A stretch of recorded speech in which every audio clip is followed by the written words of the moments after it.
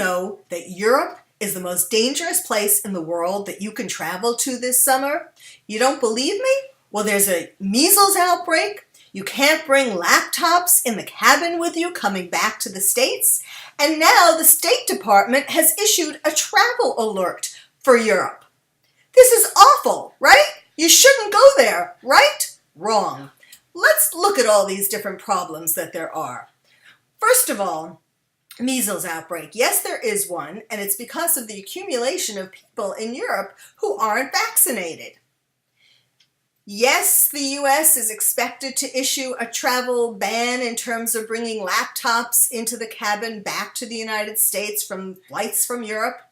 And they want you to check it with your bags, which of course brings up another problem, because when there are lithium-ion batteries in the laptop, they can start fires. And there have been fires started in the cabins of the plane, but they've been able to be put out because of people being there to extinguish them. In the cargo area, of course, there isn't anybody to put out the fires.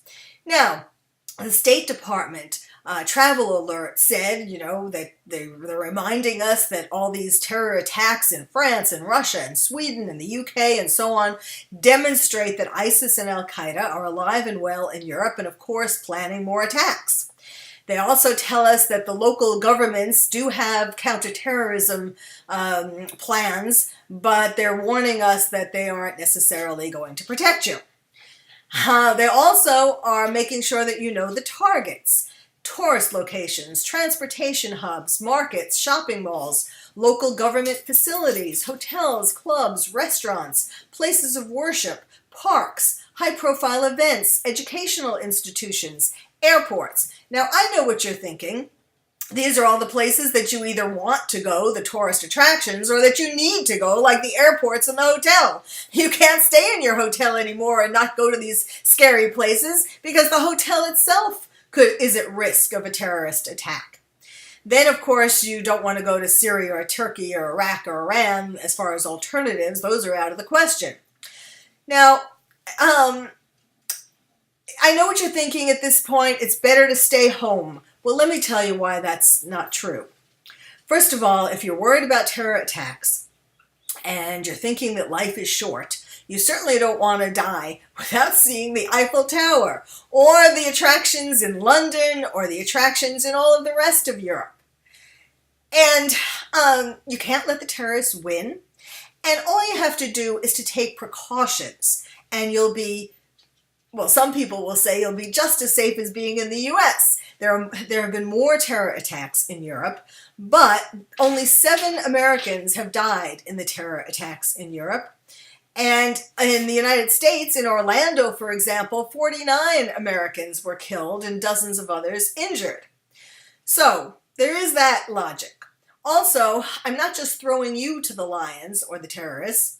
I'm planning on traveling to Europe and wherever else they would like me to go to, because my book is coming out this summer. Lions and tigers and terrorists, oh my, how to protect your child in a time of terror. So I plan to give talks, I plan to do signings at bookstores and all of that.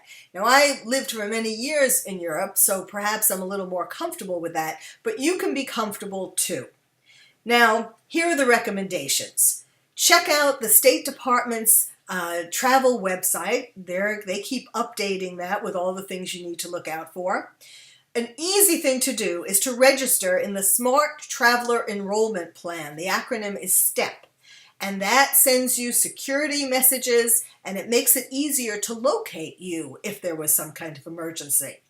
Then you should plan for delays at airports, at the borders, at places where you're going to go, like a concert hall, for example, where there's going to be additional security screenings.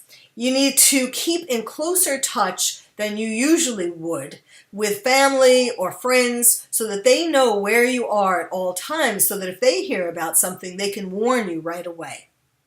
And then you should check the website of the U.S. Embassy and the consulate in the cities that you're planning on visiting.